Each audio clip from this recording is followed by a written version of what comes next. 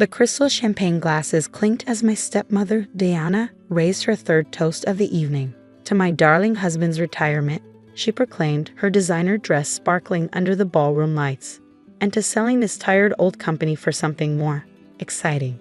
I watched my father's face fall slightly, though he tried to hide it behind a smile. Chen Manufacturing had been his life's work, built from nothing over 30 years. Now, at his own retirement party, he was watching his trophy wife of 5 years plan its dismantling. But Diana wasn't done. Her eyes found me across the crowded room, glittering with malice.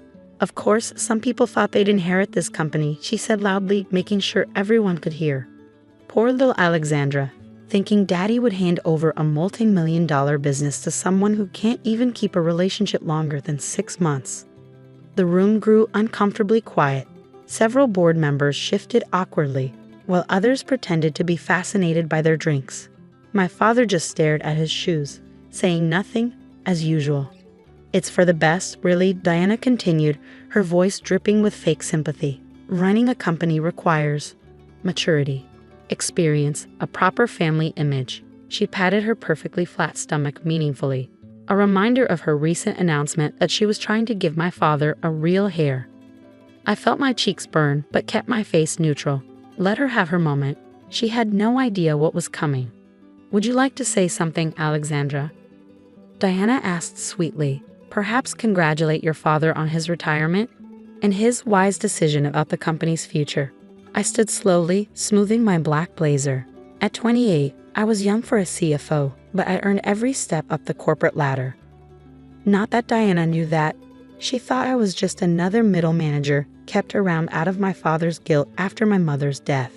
Actually, I said, my voice clear and steady, I do have something to say.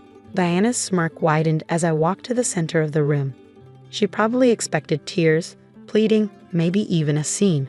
Instead, I pulled out a thick envelope from my briefcase. 6 months ago, I began addressing the whole room. Chen Manufacturing underwent a quiet restructuring.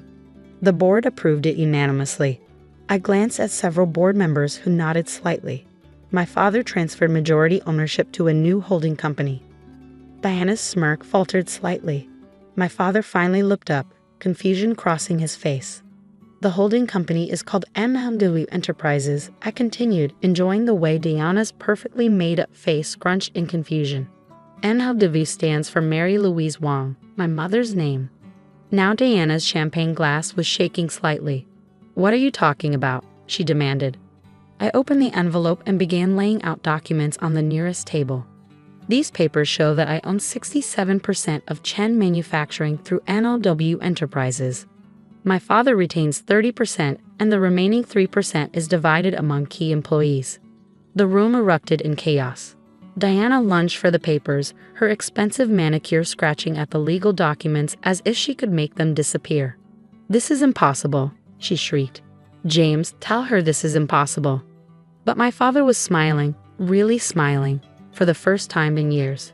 It's all legal, Diana, he said quietly. Alexandra earned this. She's been practically running the company for the past 2 years while I've been distracted. He looked at me apologetically. But, Diana sputtered, her face turning an alarming shade of red beneath her makeup. We have plans. The house in the Hamptons, the yacht club membership. About that, I said, pulling out another document. As majority owner, I've been reviewing all company expenses, including the rather generous consulting fees being paid to your brother's fake marketing firm, and the business trips that somehow always ended up at luxury spas. Diana went pale. You wouldn't dare. I already have. The board has approved a full audit. The police are very interested in some of the more creative accounting you and your brother arranged. James, Diana whirled on my father. Are you going to let her do this to me, your wife? My father stood straighter than I'd seen him stand since my mother died. My late wife, Mary, helped me build this company, he said firmly. She made me promise it would go to our daughter when the time was right. Alexandra has proven herself more than capable. And you, he shook his head sadly, you proved yourself too, just not in the way you intended. Diana's carefully constructed world was crumbling. Her designer purse fell open as she grabbed for her phone, spilling its contents across the floor. Among them was a small USB drive that I recognized. one that had gone missing from my father's office months ago, containing proprietary company designs. Looking for a buyer for our trade secrets? I asked quietly, picking up the drive. That would explain all those lunch meetings with our competitors. Diana's face contorted with rage. She raised her hand as if to slap me, but my father caught her wrist. Security will escort you out, I said calmly. Your personal belongings will be shipped to you after they're checked for any other company property, of course. And Diana? I smiled sweetly, channeling her own fake sympathy. Don't worry about the prenup. It has a lovely clause about corporate espionage. As security led a screaming Diana away, the room buzzed with excitement. Board members came to congratulate me. Employees who'd suffered under Diana's reign looked relieved, and my father pulled me into a tight hug. I'm so sorry, Alex, he whispered. I've been such a fool. Your mother would be so proud of you. I hugged him back, breathing in the familiar scent of his aftershave. I know, Dad. I know. But our moment of reconciliation was interrupted by an urgent call. Diana's brother had been caught trying to delete files from the company servers, and something told me this was just the beginning of the storm. I touched my mother's old wedding ring, which I wore on a chain around my neck. Ready for this, Dad? He squeezed my shoulder. Lead the way, CEO. As we walked to the elevator, I could still hear Diana's shrieks from the lobby, but I wasn't worried. I'd learned from the best, my mother's business acumen, my father's innovation, and yes, even Diana's cutthroat ambition. They'd all taught me valuable lessons. Now it was time to show them exactly what those lessons had created. The morning after the retirement party, I arrived at Chen Manufacturing earlier than usual. The sun hadn't even risen, but I found my father already in his office, sorting through years of memories. Couldn't sleep either? I asked, helping him pack a framed photo of him and Mom at the company's grand opening. Been thinking about your mother, he said softly. She always said you had her business instincts. Watch out for that girl, she'd tell me. She'll outshine us both someday. Before I could respond, my phone buzzed. It was Marcus, our head of its security. Ms. Chen, we have a situation. Multiple attempts to access our servers from unauthorized locations. And you need to see this. Within minutes, I was staring at my computer screen in disbelief. Someone had leaked confidential company emails to our biggest competitors. But these weren't just any emails.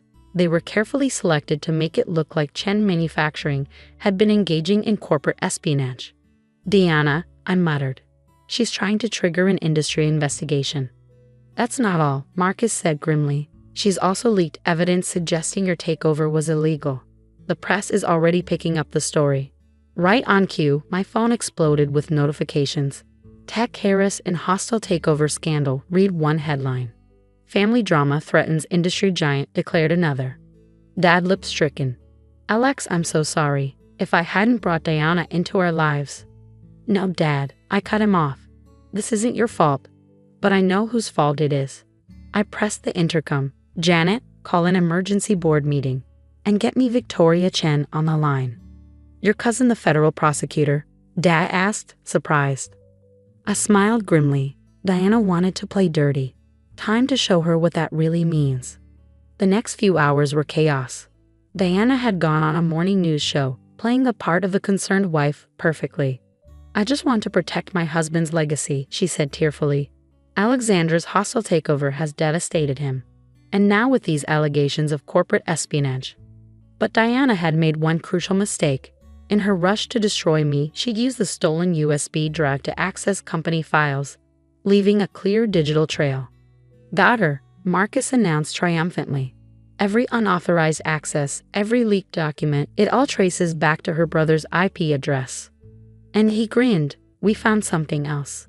Emails between Diana and our biggest competitor, dating back months before she married your father. The pieces clicked into place. She targeted Dad from the beginning, I realized. The whole marriage was a corporate raid. The oldest trick in the book, Dad said quietly, and I fell for it completely. Just then, my cousin Victoria called back.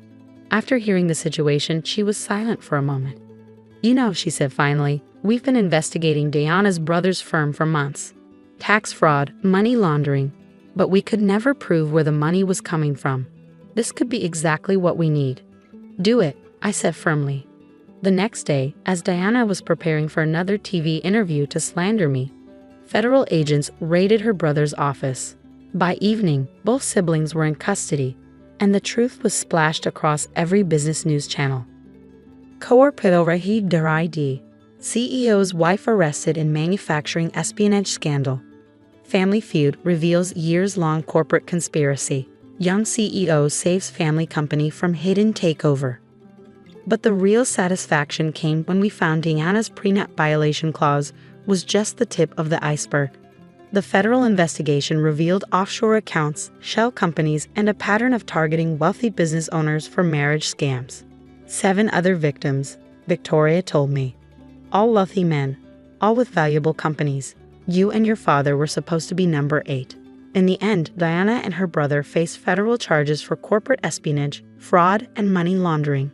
The evidence was overwhelming. But before they were led away, I visited Diana in custody. How? She demanded, her designer outfit replaced by an orange jumpsuit. How did you know what I was planning? I pulled out an old photo, my mother at my age, standing proudly in front of Chen Manufacturing, because my mother dealt with people like you all the time. She taught me to spot the vultures circling our company. That's why she made Dad promise to train me properly to protect her legacy.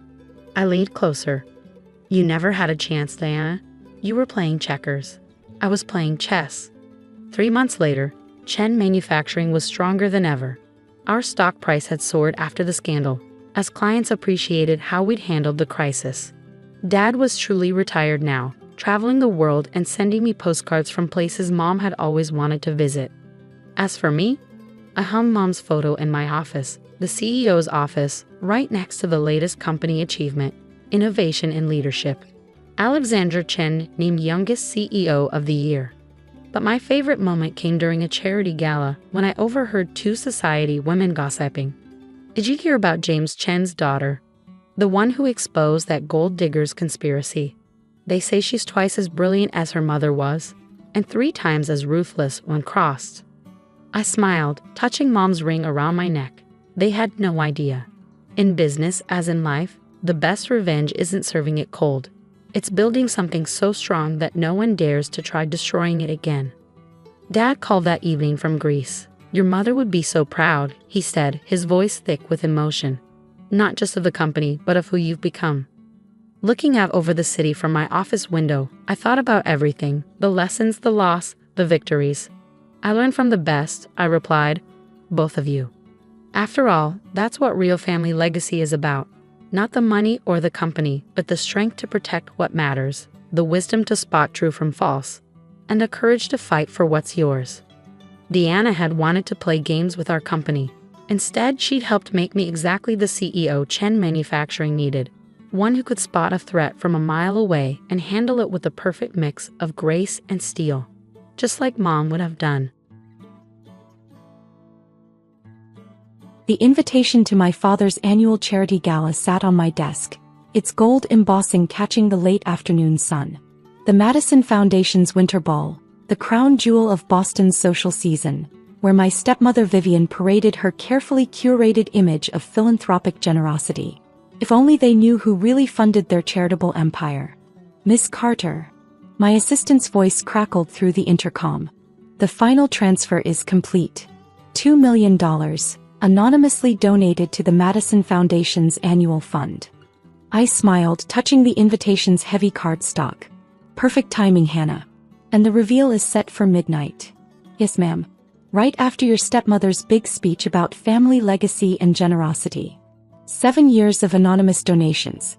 7 years of watching Vivian and my father take credit for my money, using it to buy their way into Boston's elite social circles.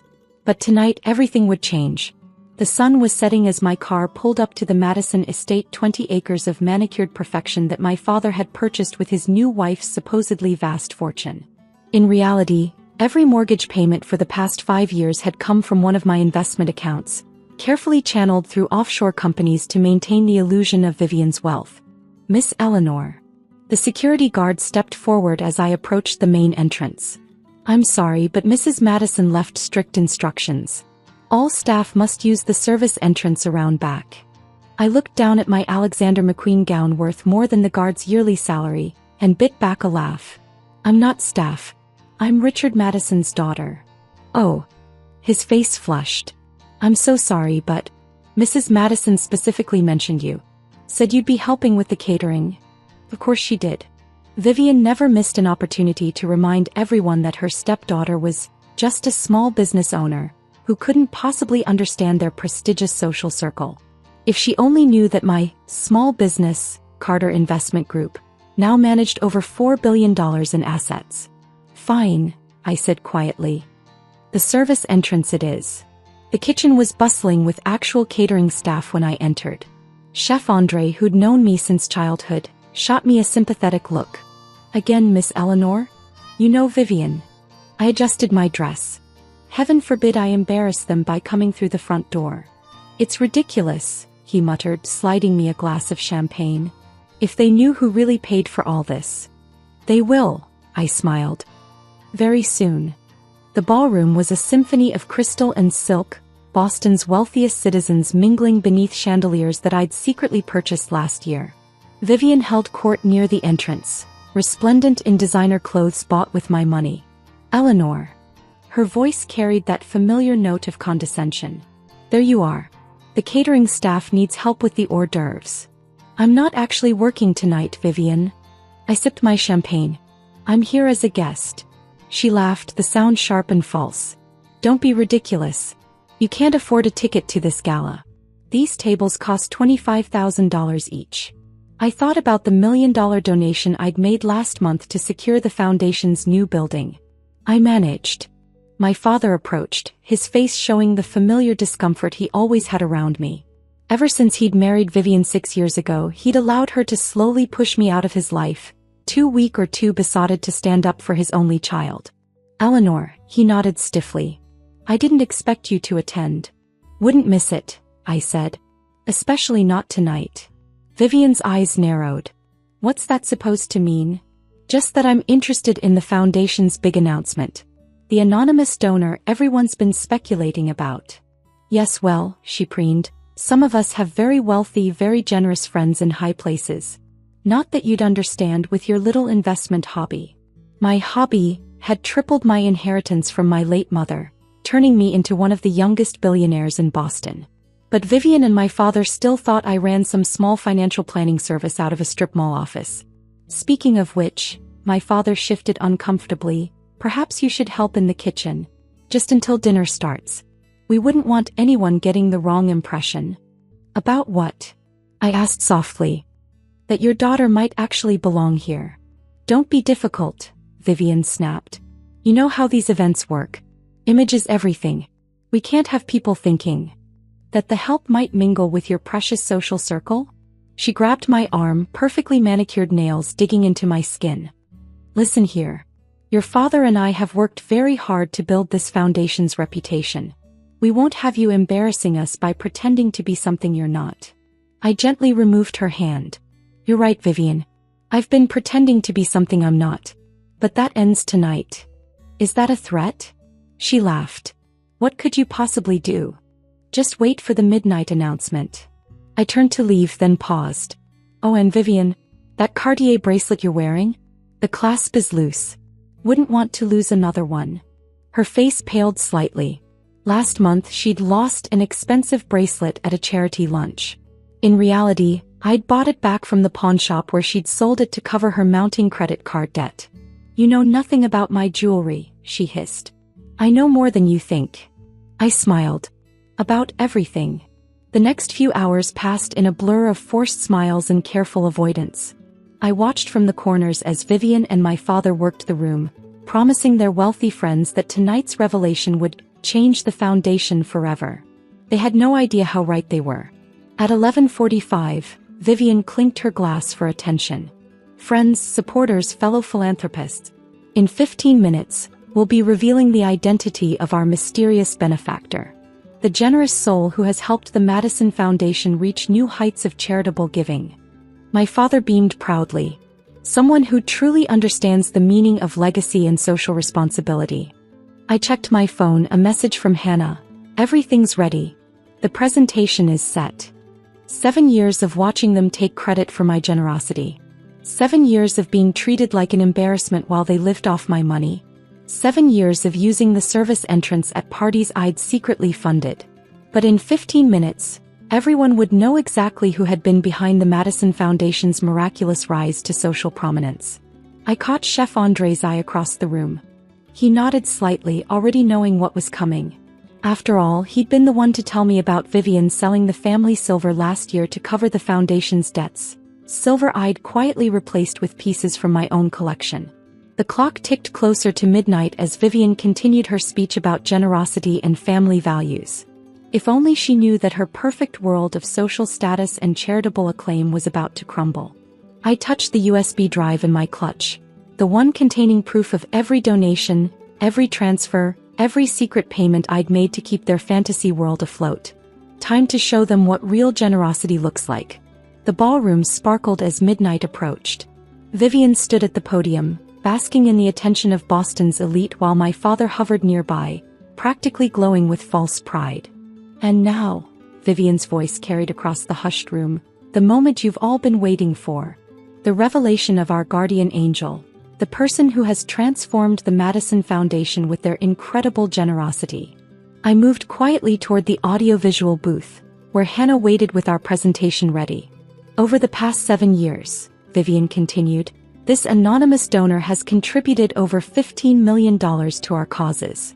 They've funded our new children's hospital wing, our literacy programs, our scholarship funds. All projects I'd chosen, funded, and implemented through shell companies while they took the credit. Tonight, my father joined her at the podium. We finally honor this mysterious benefactor.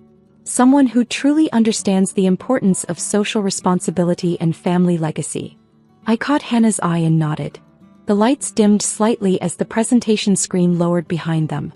Ladies and gentlemen, Vivian raised her champagne glass. Please welcome the architect of our foundation's success, Mr. Jonathan Pierce. A distinguished-looking man in his 60s stood up from one of the front tables, smiling modestly. Vivian had been cultivating him for months, convinced he was their anonymous donor. Actually, I said, my voice carrying clearly through the sudden silence, Mr. Pierce hasn't donated a single dollar to the Madison Foundation. Vivian's perfect smile froze as I walked toward the podium. Eleanor, what are you doing? Get back to the kitchen immediately. No, Vivian. I think it's time everyone learned where the money really comes from. I nodded to Hannah, who started the presentation. The screen filled with transfer records, bank statements, and donation receipts, all bearing the name of Carter Investment Group or one of its subsidiaries. What is this? My father stammered. Evidence, I said calmly, of every donation I've made over the past 7 years. While you were sending me through the service entrance, I was paying for these parties. While you were mocking my little investment hobby, I was funding your entire foundation. The room erupted in whispers. Vivian's face had gone chalk white. That's impossible, she hissed.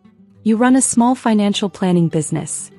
Actually, I clicked to the next slide showing Carter Investment Group's current holdings. I run one of the largest private investment firms in New England. $4 billion in assets under management. 28 corporate subsidiaries. And yes, complete ownership of the Madison Foundation's endowment. My father gripped the podium for support. But our wealth, Vivian's family money, doesn't exist, I finished quietly. I know about the pawned jewelry, Vivian, the mortgaged properties, the maxed-out credit cards. I've been covering your debts for years, all so you could play philanthropist with my money. Why? He whispered. Why would you do this? Because 7 years ago, when I tried to contribute to the foundation openly, you shut me out. Said I couldn't possibly understand your world of high society charity. So I decided to show you exactly what I understood. The screen showed photo after photo. The hospital wing I'd funded, the schools I'd supported, the families we'd helped. All causes I'd chosen and financed while they claimed the credit. The children's hospital wing? I continued. My idea, my money. The literacy program? I designed it myself. The scholarship fund? Named after you but funded entirely by me. Vivian's carefully constructed mask cracked completely. You're lying. You have to be. You're nothing but a small-time investment advisor. Would a small-time advisor be able to buy your mortgage when you defaulted last year? I pulled out my phone showing her the property deed. Or replace the family silver you sold. Or cover the foundation's operating costs when your wealthy friends stopped donating. The whispers had grown louder. Boston's elite watching their social queen being dethroned by the stepdaughter she'd banished to the kitchen. Eleanor, my father stepped forward, his voice pleading. We can discuss this privately. Like you discussed making me use the service entrance? Or treating me like hired help at events I paid for. I turned to address the stunned crowd. Ladies and gentlemen, I'm Eleanor Carter, CEO of Carter Investment Group and the actual donor behind every major Madison Foundation initiative for the past 7 years. The silence was deafening. Then slowly Mr. Pierce started to applaud. Others joined in, their faces showing a mix of admiration and schadenfreude as they watched Vivian's social empire crumble. As of tonight, I continued, the foundation will operate under new management. Our mission of helping others will continue, but with transparency and genuine purpose. Not as a tool for social climbing. You can't do this, Vivian's voice shook. The foundation is our legacy. No, Vivian. It's my legacy. Bought and paid for with my money, while you played pretend with other people's wealth. I smiled softly. Though I'm sure the service entrance is still available if you'd like to stay involved. Chef Andre appeared at my elbow with a glass of champagne, grinning broadly. I raised it to the crowd. To genuine philanthropy. And to finally giving credit where it's due. The next hour passed in a blur of congratulations and business cards. Boston's elite, ever adaptable, quickly shifted their allegiance to the real power in the room. Vivian and my father had disappeared, probably to contemplate their new social reality.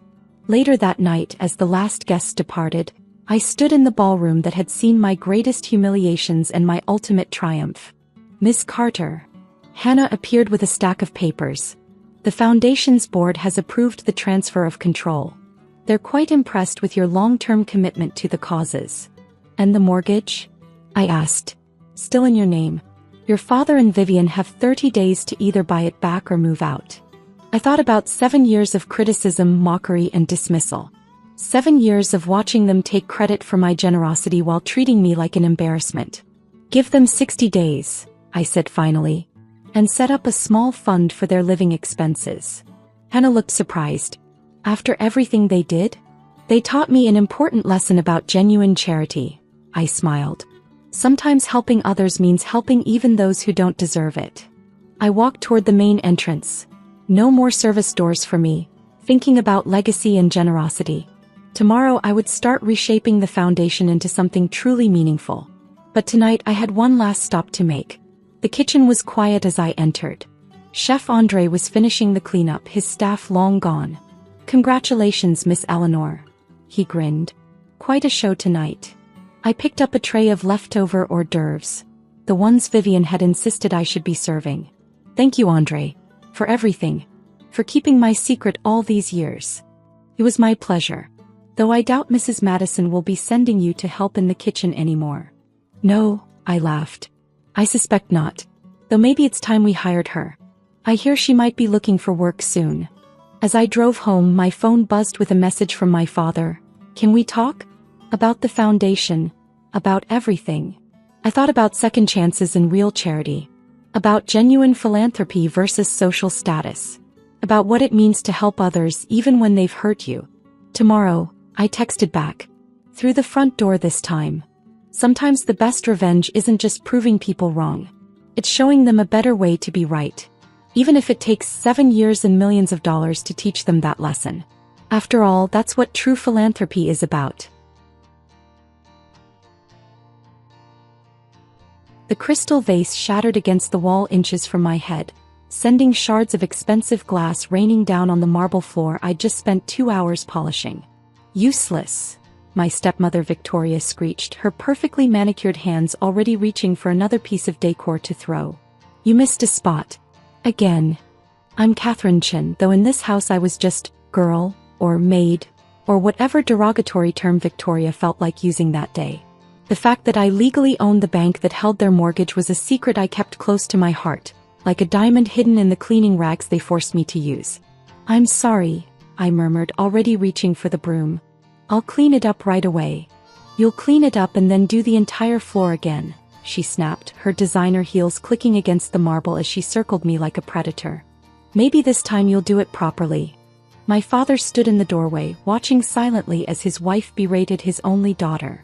He'd been silent for the 10 years since he'd married Victoria, silent when she turned me into the family servant, silent as she spent his money and filled his house with her spite. And when you're done, Victoria continued, the windows need washing. All of them. Inside and out.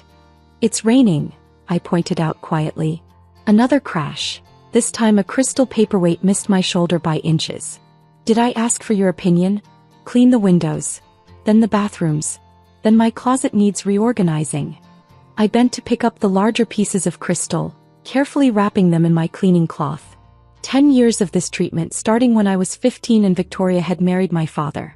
10 years of being their unpaid maid while building my own empire in secret.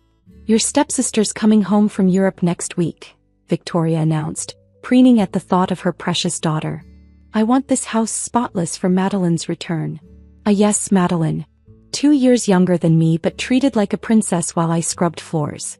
Currently on her 3rd year of an endless European vacation, funded by my father's dwindling bank accounts. Yes, Victoria, I said softly, keeping my eyes down. Let her think I was broken. Let her believe she'd won. The foreclosure notice from my bank would be arriving tomorrow, and then we'd see who was really in control.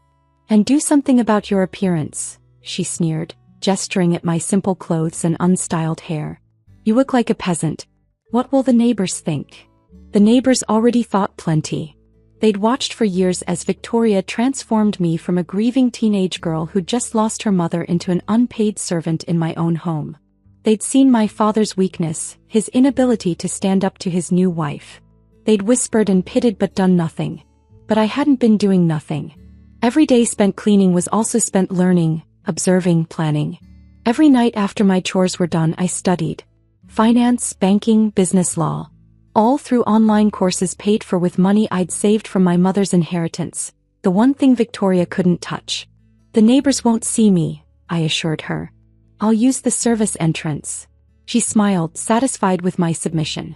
At least you know your place. Unlike your mother. My hands tightened on the broom handle. She loved bringing up my mother, loved reminding me that she now ruled the house where my mother had once been mistress. My mother was a better woman than you'll ever be, I said before I could stop myself. The slap came fast, stinging across my cheek. How dare you? After everything we've done for you, giving you a roof over your head, food to eat. Victoria. My father finally spoke, his voice weak. Perhaps that's enough. Enough. She whirled on him. You've always been too soft on her, Daniel. This is why she's so disobedient. This is my house now and she'll learn respect or she'll learn to live on the streets. Your house. The thought almost made me laugh. The mortgage documents sitting in my bank's vault told a different story. You see, while Victoria was busy playing Queen of the Manor, I was building something she couldn't imagine. That inheritance from my mother? I'd turned it into a small fortune through careful investment. Then I'd bought a struggling local bank, transformed it into a digital banking powerhouse, and quietly acquired their mortgage along with dozens of others. First National Bank of Cambridge, now one of the fastest-growing financial institutions in the state, answered to me. Not that anyone knew. On paper, the bank was owned by a labyrinth of shell companies. The only name that appeared was my Chinese one, Li Wei Chin, which Victoria had sneered at and refused to use, insisting on calling me Catherine like it would somehow make me more acceptable. I'm sorry, I said again, falling back into my submissive role. It won't happen again. See that it doesn't. Victoria turned back to my father. Daniel, we need to discuss Madeline's welcome home party. I'm thinking of hiring that celebrity chef she likes. I tuned out their voices as I cleaned up the broken crystal, my mind already on tomorrow's foreclosure notice. Victoria had been spending money they didn't have for years, taking out second and third mortgages on the house, maxing out credit cards in my father's name. The house was underwater, their debts were mounting, and they had no idea that their day of reckoning was approaching. That evening, after finishing the floors again, and the windows in the rain, and Victoria's massive closet, color-coded exactly as she demanded, I retreated to my tiny room in the servants' wing. The space that had once been my beautiful bedroom was now Madeline's second closet. I opened my laptop, the one thing I'd purchased for myself that Victoria didn't know about, and logged into my bank's secure server. There it was, scheduled for tomorrow. Notice of foreclosure for 147 Maple Grove Drive. In 3 days, Victoria and my father would be called to an emergency meeting with the bank's owner. My phone buzzed, a text from my COO. Everything's set for Thursday's meeting. Are you sure you want to do this yourself? I looked around my small room at the cleaning supplies piled in the corner, at the single photo I had left of my mother. Yes, I replied. It's time they learn who really owns everything. Another buzz. Their credit cards are maxed out. No other assets found. They're completely dependent on your father's salary. Perfect. Victoria had spent them into ruin, all while treating me like a servant. The irony of her being dependent on me, the maid she despised, was almost poetic. A knock at my door interrupted my thoughts. Girl, I need my evening tea. I closed my laptop quickly. Coming, Victoria. In the kitchen, I prepared her tea exactly as she liked it. Earl Grey, 1 sugar, splash of milk, served in the antique china cups that had once belonged to my mother. Victoria had claimed them as her own, like she'd claimed everything else in the house. Here you are, I said, setting the tea tray beside her as she lounged on the expensive sofa she'd bought last month, on credit of course. Finally. What took you so long? She didn't wait for an answer, waving me away. The bathrooms need cleaning again. I noticed water spots on the mirrors. I turned to go, but she wasn't finished.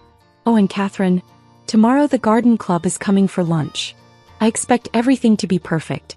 No mistakes, no excuses. Clean the house from top to bottom tonight if you have to. I paused at the door. Tonight? It's already 9 o'clock. Did I stutter? She sipped her tea from my mother's cup. That's all you're good for anyway. Cleaning. It's not like you have anything else to do with your time. If she only knew. But she would soon enough. Yes, Victoria. I'll start right away. I spent the night cleaning, but not because she ordered me to. I wanted the house spotless for tomorrow, wanted everything perfect when her world came crashing down. Let her have one last garden club lunch in the house she thought she owned. The foreclosure notice would arrive at 2 p.m., right after her friends left. I'd made sure of the timing, one final touch of karma for the woman who'd made my life hell for a decade. As I scrubbed and polished and organized, I thought about my mother. She'd raised me to be strong, to be independent, to never let anyone make me feel small. Education is power, she'd always said. Build something of your own, Catherine. Something no one can take away from you. So I had. While Victoria ordered me around and Madeline partied in Europe and my father watched in silence, I'd built an empire. First National Bank of Cambridge was just the beginning. I owned commercial properties across the state, had controlling interests in multiple businesses, all hidden behind my Chinese name that Victoria refused to acknowledge. At dawn I finally finished cleaning. The house sparkled, every surface gleaming, every room perfect. Victoria would find no fault today, no excuse to throw things or scream or slap. I made breakfast, eggs Benedict, fresh fruit, coffee, and served it to them in the formal dining room. Victoria barely glanced at me, too busy planning her lunch party. My father at least managed a quiet thank you when I refilled his coffee. The garden club arrives at 11, Victoria announced. I expect you to serve lunch precisely at noon. And Catherine. She finally looked at me, her eyes cold. Try not to embarrass me in front of my friends. Stay in the kitchen where you belong. I nodded meekly. Yes, Victoria. Will there be anything else? She waved me away, already turning back to her phone. Just do your job. It's all you're good for anyway. I retreated to the kitchen, hiding my smile. In just a few hours she'd learn exactly what I was good for. And it had nothing to do with cleaning houses. Victoria's garden club lunch went perfectly, of course. I served their watercress sandwiches and Earl Grey tea with professional precision, staying silent and invisible just as she demanded. Her friends barely noticed me, too busy gossiping about their perfect lives and perfect children. Madeline's having such a wonderful time in Paris, Victoria bragged, showing off photos on her phone. She's been invited to all the best parties. The son of a French count is quite taken with her. The women cooed appropriately, while I silently calculated how many overdraft fees Victoria had accumulated buying Madeline's designer wardrobe for those parties. At exactly 1:55 p.m. the last guest left. Victoria was still glowing from their admiration when the doorbell rang again at 2 p.m. sharp. "Girl, get the door," she called from the living room. I smiled. "I believe you'll want to answer this one yourself, Victoria." Something in my tone made her pause. She shot me a suspicious look before walking to the door herself, smoothing her expensive dress. The courier handed her an official-looking envelope from First National Bank of Cambridge. I watched her face as she opened it, saw the exact moment the blood drained from her cheeks. "Daniel," she screamed. "Daniel, come here now." My father hurried in from his study. "What is it? What's wrong?" "Foreclosure." Victoria thrust the papers at him. "How is this possible? There must be some mistake." I leaned against the doorframe watching them panic. "No mistake. You've defaulted on your mortgage payments. The bank is exercising its right to foreclose." They both turned to stare at me, startled by my calm tone. "How do you?" Victoria's eyes narrowed. "What did you do?" "I didn't do anything," I said truthfully. "You did this. The credit cards, the second mortgage, the endless shopping sprees. Did you think there would never be consequences?" My father was reading through the documents, his hands shaking. 3 days. They're giving us 3 days to meet with the bank's owner or they begin foreclosure proceedings. Impossible. Victoria snatched the papers back. "I demand to speak to someone now. Call them, Daniel." He reached for his phone, but I spoke first. "The owner only takes scheduled appointments. You'll have to wait for Thursday's meeting." Victoria whirled on me. "And how exactly do you know that? What have you done?" I smiled, remembering every slap, every insult, every broken vase thrown at my head.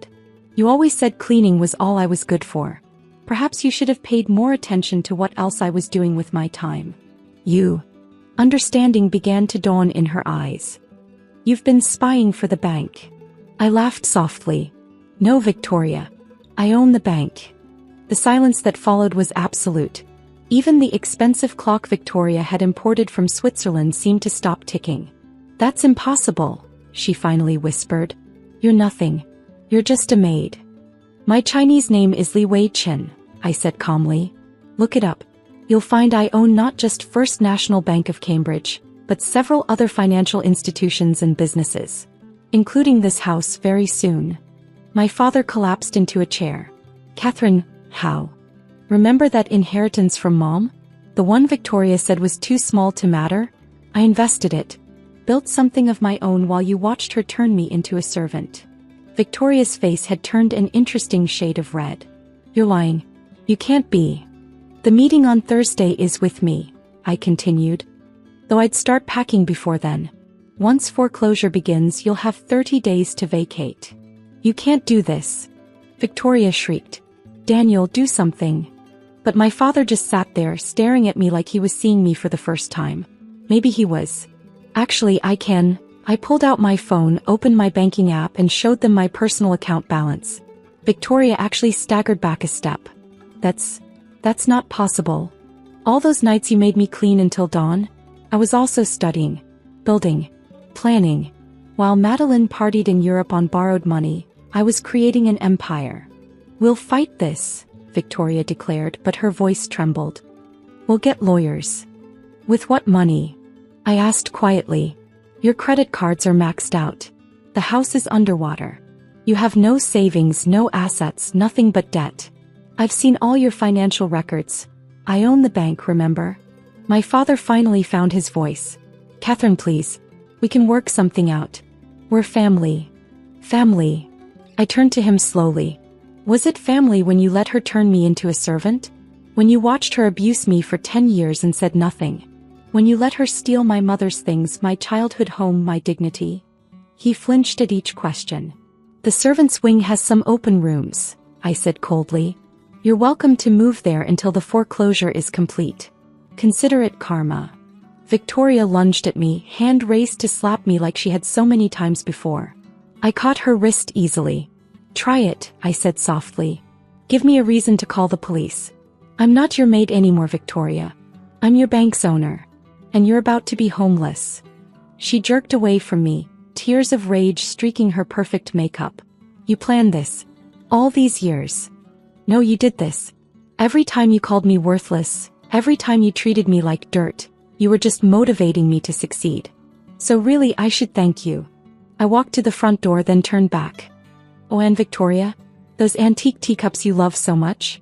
The ones that belong to my mother? Pack them carefully. They'll be staying with me.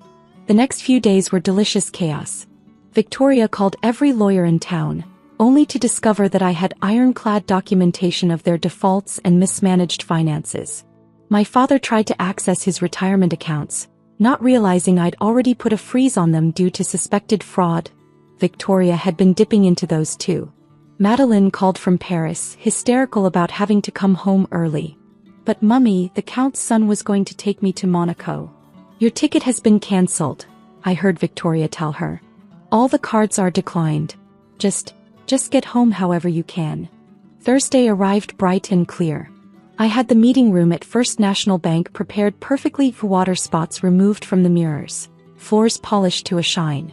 Old habits die hard after all. They arrived looking shell-shocked. Victoria's designer outfit was wrinkled, my father's tie was crooked, and they had the haunted look of people who hadn't slept in days. Miss Chen will see you now, my assistant announced, using my Chinese name deliberately. I sat behind my desk, dressed in a suit that cost more than all of Victoria's credit card debt combined. Their faces when they walked in, when they saw the maid they'd abused for years sitting in the bank owner's chair, made every moment of servitude worth it. Please sit, I gestured to the chairs facing my desk. I believe we have some foreclosure terms to discuss. Catherine, my father started, but I held up a hand. Miss Chen, please. Or Li Wei if you prefer. Catherine was your maid. I'm your banker. Victoria was staring around my office. At the degrees on the wall, the industry awards, the view of the city from the top floor of my building. All this time, she whispered. All this time you were building something? Yes. Did you really think I spent all those nights just cleaning? Your cruelty gave me plenty of motivation to succeed. The invitation to my parents' 35th anniversary dinner sat on my desk for weeks, its gold-embossed lettering mocking me. I almost didn't go. After all, the last 5 family gatherings had ended with me being relegated to some corner while my siblings basked in our parents' approval. But this time was different. This time I had something they needed to see. Miss Anderson? My assistant's voice crackled through the intercom. The final papers just arrived from the bank. I smiled, touching the thick envelope on my desk. Perfect timing. The mansion loomed ahead as my car wound up the private drive. 8,000 square feet of my parents' proudest achievement. The house they'd always dreamed of but could never quite afford until last year, when a mysterious benefactor had helped them secure it at an impossibly good price. Isabella. My sister Victoria's voice carried across the marble foyer as I stepped inside. I can't believe you actually came. And in. Her eyes swept over my simple black dress with barely concealed disdain, whatever that is. I touched the fabric of my Chanel dress. Not that Victoria would recognize it without a logo plastered across the front. Nice to see you too, Vic. How's the real estate business? She preened. Absolutely booming. Just sold another multi-million-dollar property last week. You know, the kind of houses you'll only ever see from the outside. If she only knew. The house was already filled with guests. My parents' closest friends and business associates, all gathered to celebrate their perfect marriage and successful children. All except me, of course. The family disappointment who'd chosen to start a small investment firm instead of joining the family real estate empire. Isabella. My mother's voice was cold as she air-kissed my cheek. You're late. And what are you wearing? This is a formal occasion. Hello, Mother. You look lovely. She adjusted her diamond necklace. Probably another gift from their mysterious benefactor. Yes, well, some of us understand the importance of appropriate attire. Do try not to embarrass us tonight. My brother James appeared, champagne in hand. Hey little sis. Slumming it with the rich folks tonight. Something like that. I watched him swagger away in his ill-fitting designer suit, bought with the money from his latest failed business venture. Another loan from our parents' benefactor. The dining room was set for royalty, crystal glasses, fine china, and place cards written in elegant calligraphy. I searched for my name among the settings but found nothing. "Oh, sweetie," my mother's voice dripped with false concern. "The dining room is for successful children. You'll be more comfortable in the kitchen with the staff." Victoria snickered. "After all, we wouldn't want you to feel out of place among all these wealthy people." I felt the deed burning in my purse. The paper that proved I owned every inch of this mansion, from its marble floors to its crystal chandeliers. I'd bought it through one of my investment firms, then arranged for my parents to win it at auction for a fraction of its value. Just like I'd been secretly funding their lifestyle for the past 5 years while they mocked my career choices. "Of course," I smiled. "The kitchen is perfect." My father barely glanced at me as he welcomed his guests to dinner. He was too busy bragging about Victoria's real estate empire, 3 houses sold this year, and James's business acumen, only 2 bankruptcies so far. "And where's your other daughter?" one of their friends asked innocently. "The one who started her own company?" "Oh," my mother waved dismissively, "Isabella does something with investments. Very small scale, you understand. Nothing like Victoria's success."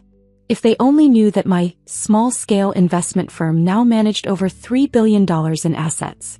That their mysterious benefactor, the one who'd been keeping their lifestyle afloat, was their own daughter. That I sat in the kitchen, watching the staff prepare elaborate dishes for the dining room. Chef Marco shot me a sympathetic look. He knew who really paid his salary. "Miss Isabella," he whispered, "would you like me to serve you the same menu as the dining room?" "No thank you, Marco. I'm not staying much longer." My phone buzzed with a message from my banker. "All properties transferred to your name. Ready when you are." From the dining room, I could hear my father's voice rising as he prepared to give his anniversary speech. "We've been truly blessed this year. This beautiful home, our successful children, well, most of them, and the generous support that's made it all possible." That was my cue. I stood up, straightening my Chanel dress, and pulled the deed from my purse. Time to show my family exactly what small scale looks like. "Marco," I said quietly, "you might want to watch this. I have a feeling my parents are about to learn some interesting news about who really owns their dream house." The kitchen staff exchanged knowing looks as I walked toward the dining room. They'd watched this family drama unfold for months, keeping my secret while my parents and siblings flaunted their borrowed success. My mother's eyes narrowed as I approached the table. "Isabella, we're in the middle of your father's speech. Return to the kitchen immediately." I smiled, feeling the weight of 5 years of dismissal and mockery lifting from my shoulders. "Actually, Mother, I think it's time we discussed who really owns this mansion. And every other property you think you've been blessed with." Victoria rolled her eyes. "Oh please, what would you know about real estate? You can barely afford your sad little apartment." I placed the deed on the table, watching their faces as realization slowly dawned. "Happy anniversary, Mom and Dad." Surprise. The silence that fell over the dining room was absolute. My father's hands trembled as he picked up the deed, his reading glasses slipping down his nose as he scanned the document. This can't be right," he stammered. "The house was purchased at auction by Phoenix Investment Group." "Yes," I said calmly, taking my phone from my purse. "My investment firm." Victoria let out a shrill laugh. "Don't be ridiculous. Phoenix is a multi-billion-dollar investment company. They own half the luxury properties in the city. Among other things." I pulled up my company's portfolio on my phone, sliding it across the table. "Would you like to see what else we own? Like that office building you're so proud of leasing space in, Vic? Or perhaps the venture capital fund that keeps bailing out James's failed startups?" My brother choked on his champagne. "What are you talking about? The mysterious benefactor you've all been thanking for the past 5 years?" I smiled. That was me. Every property deal, every business loan, every lucky break. All carefully orchestrated through my investment firms. My mother's face had gone pale, her perfectly manicured hand clutching her diamond necklace. But you run a small investment company. You can barely afford a Chanel dress?" I smoothed the fabric of my outfit. "This one cost more than Victoria's monthly commission. Though I suppose when you're managing $3.2 billion in assets, designer clothes aren't much of a stretch." The guests shifted uncomfortably in their seats, watching the family drama unfold. My father's business associates exchanged meaningful glances. They clearly recognized the name Phoenix Investment Group. Why? My father's voice cracked. Why would you do all this in secret? Because 5 years ago when I came to you with my business plan for Phoenix, you laughed me out of your office. Said I was naive to think I could compete in high-stakes investment. That I should stick to small-scale projects more suitable for my limited abilities. Victoria's smug expression had crumbled. Those property deals I closed, the ones I bragged about, were all with Phoenix subsidiaries, I confirmed. We let you think you were negotiating brilliant terms, when really I was just making sure my sister felt successful. And my startups? James whispered. Every venture capital investment came from one of my funds. Did you really think random investors kept giving you millions after 3 bankruptcies? My mother stood up abruptly, her chair scraping against the marble floor. Stop this immediately. You're ruining our anniversary dinner. No, Mother. I'm just finally showing you what your unsuccessful daughter has built while you were busy dismissing her. I pulled out another stack of papers from my purse. Would you like to see the deed to your vacation house in the Hamptons? Or perhaps the ownership documents for Dad's golf club? The one that mysteriously accepted him after 15 years of rejecting his application. The room had gone deathly quiet.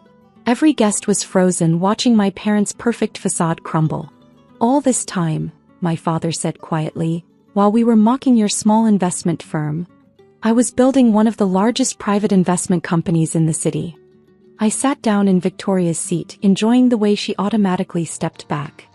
Phoenix now owns over 200 luxury properties, 3 venture capital funds, and a rather impressive portfolio of businesses, including, as of this morning, the real estate agency Victoria works for. My sister's knees buckled and she had to grab the table for support. You're my boss? Technically, I'm everyone's boss. This house, the staff, the cars in the driveway, it's all Phoenix property. I just let you all believe you'd achieved it on your own.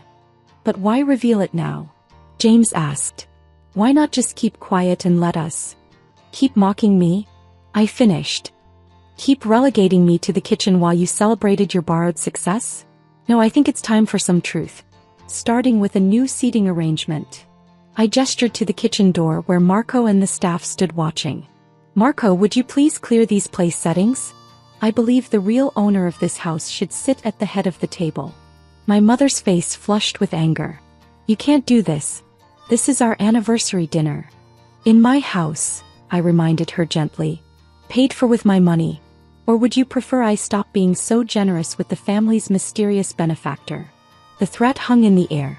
Without Phoenix's support, their carefully constructed world of luxury and success would collapse instantly.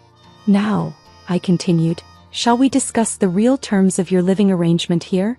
The market rate rent for a mansion like this is quite steep, but I'm sure we can work something out. Assuming, of course, that certain attitudes change. Victoria found her voice first. You've been playing us like puppets. All this time. No, Vic. I've been supporting my family while you all convinced yourselves you were better than me. There's a difference. The guests began to make polite excuses, gathering their things to leave. My parents' perfect anniversary celebration was dissolving into whispered gossip and barely concealed schadenfreude. Don't leave on my account, I called out to the retreating guests. After all, I'm the one who paid for this lovely dinner. Please stay and help my family celebrate what was it, Mother? Their blessed year of success. My father slumped in his chair, the deed to his dream house still clutched in his trembling hands. What do you want from us? I looked around the table at my stunned family. The sister who'd mocked my career, the brother who'd dismissed my abilities, the parents who'd never believed in me. I want you to understand something, I said quietly. Success isn't about appearances. It's not about bragging at country clubs or looking down on others. It's about building something real, something lasting.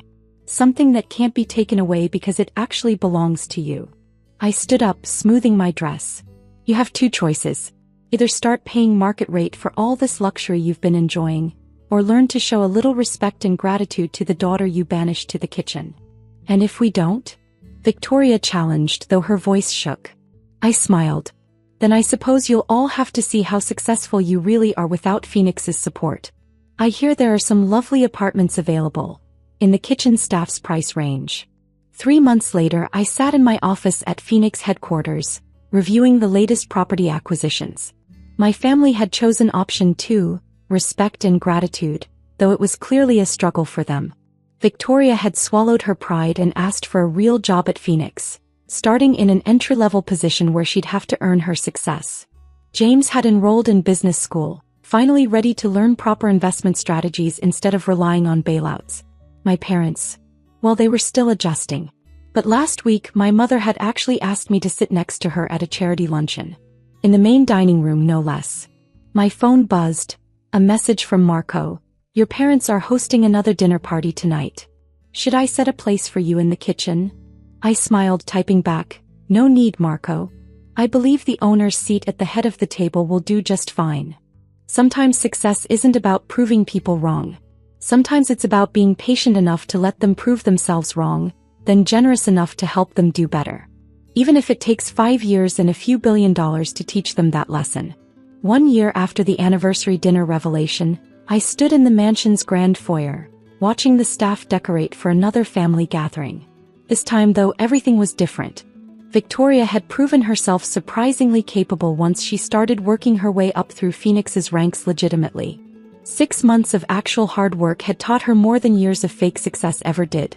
She now headed our residential acquisitions division, a position she'd earned through merit, not nepotism. James had graduated from business school with newfound humility and real skills. He was working as a junior analyst at Phoenix, learning the investment business from the ground up. His latest project had actually turned a profit. A small one, but genuine this time. My parents had undergone the most dramatic transformation. The initial shock of discovering their youngest daughter was their wealthy benefactor had forced them to re-evaluate everything they thought they knew about success. Isabella. My mother's voice called from the dining room. Could you help me with the place cards? I smiled at the memory of last year's seating arrangement. Of course, Mother. She was arranging name cards around the table. Everyone seated in the main dining room this time. I was thinking you should sit here at the head of the table. It is your house after all. Actually, I said, moving my card to sit beside hers, I thought we could just eat together. As a family. She paused, tears welling in her eyes. I'm so sorry, sweetheart. For everything. For making you feel less than, for not seeing your potential. I know, Mom. And I did. The past year had shown me that sometimes people can change if you give them the chance, and the motivation. My father came in carrying a gift-wrapped package. There you are. I've been wanting to give you this. Inside was a framed photo of me at my college graduation, the day I'd first told them about my dream of starting an investment firm. They dismissed it then, but now the photo held a place of honor above the fireplace. To remind us, he said quietly, that we should have believed in you from the start. That evening, as the family gathered for dinner, there was no hierarchy, no mockery, no relegating anyone to the kitchen. Just a family learning to appreciate each other's true worth. Victoria raised her glass. To my little sister, who taught us all that real success isn't about appearances. To Phoenix, James added, and second chances. My mother squeezed my hand. To the daughter who was generous enough to support us even when we didn't deserve it. I looked around the table at my transformed family, imperfect, still learning but finally real. To truth, I said simply. And to family dinners where everyone has a place at the table. Later that night, as the staff cleared away the dishes, Marco caught my eye. No kitchen seating tonight, Miss Isabella? I smiled, watching my family laugh together in the living room. No, Marco. I don't think we'll be needing that arrangement ever again. Sometimes the greatest success isn't in the revenge or the revelation. It's in what comes after. In the healing, the growth, and the chance to build something better than before. Even if it takes $1 billion investment firm to teach your family the priceless value of respect.